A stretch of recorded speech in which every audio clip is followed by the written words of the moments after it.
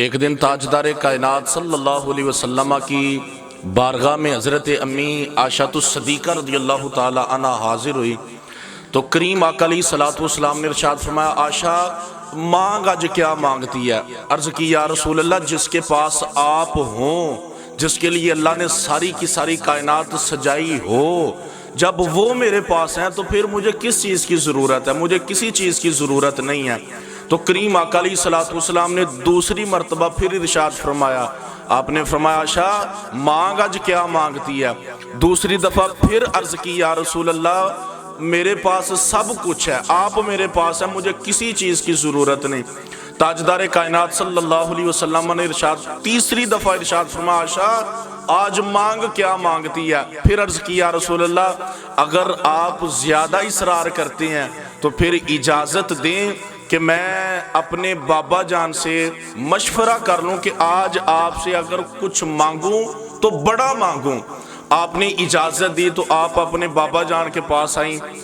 صدیق باپ کی صدیقہ بیٹی جب سارے کا سارا معاملہ عرض کیا نا کہ آج تاجدار کائنات صلی اللہ علیہ وسلم کا دریائے رحمت جوش میں ہے، تو آپ بارے دیگر فرما رہے ہیں کہ عائشہ مانگ آج کیا مانگتی ہے؟ تو میں آپ کی بارگاہ میں حاضر ہوئی ہوں کہ آج اگر کچھ مانگوں تو کوئی بڑی چیز مانگوں۔ تو آپ ارشاد فرمائے نا کہ کیا مانگوں؟ حضرت سیدنا صدیق اکبر رضی اللہ تعالیٰ عنہ آپ نے فرمایا، بیٹی حضور علیہ الصلوۃ والسلام کی بارگاہ میں عرض کرنا کہ یا رسول اللہ، جب آپ معراج کے اوپر گئے تھے تو آپ کے اور رب کریم کے درمیان جو راز و نیاز کی باتیں ہوئی تھی ان میں سے ایک بات بتا دیں۔ آپ واپس آئیں، آ کے اسی طرح عرض کی کہ یا رسول اللہ صلی اللہ علیہ وسلم، جو معراج کی رات راز و نیاز کی باتیں تھی نا ان میں سے ایک بات بتا دیں۔ آپ نے ارشاد فرمایا، عائشہ جو راز ہوتے ہیں وہ بتائے تو نہیں جاتے، وہ کسی کے سامنے کھولے تو نہیں جاتے، لیکن میں نے کہہ دیا کہ آج مانگ کیا مانگتی ہے۔ تو پھر سن، ان رازوں میں سے ایک راز یہ ہے کہ مجھے اللہ رب العزت نے ارشاد فرمایا کہ اے حبیب، تیری امت میں سے جب کوئی تیرا غلام، تیرا کلمہ گو، تیرا امتی، تیرا کوئی عاشق کسی ٹوٹے ہوئے دل کو جوڑ دے گا نا، کسی دو لوگوں کے اندر صلح کروا دے گا، تو قیامت والے دن بغیر حساب کے اسے میں جنت میں داخل فرما دوں گا۔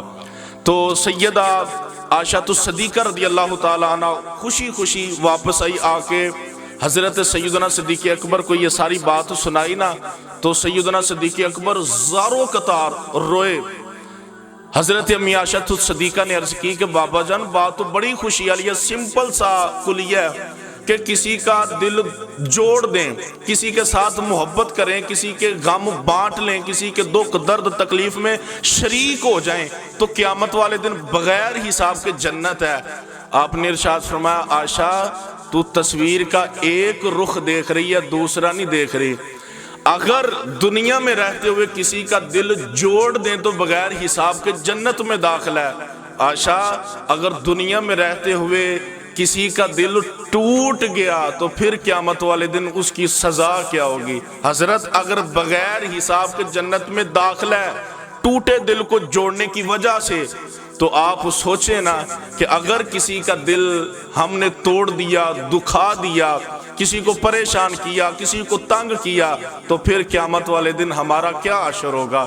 آج ہماری زبانوں کے اوپر زہر لگا ہے اور ہم معاشرے کے اندر اس کو لے کے گھومتے ہیں، کوئی ملے کہ زبان کے ساتھ، زبان کے زہر کے ساتھ، اس کی دھار کے ساتھ اس کو قتل کر دوں۔ اس طرح کے ہمارے اخلاق ہو چکے ہیں۔ ہم نے کیا دل جوڑنے ہیں؟ بھئی آپ کوشش کریں کہ معاشرے کے اندر کسی کا دل جوڑیں، محبتیں تقسیم کریں، لوگوں کے ساتھ پیار کریں۔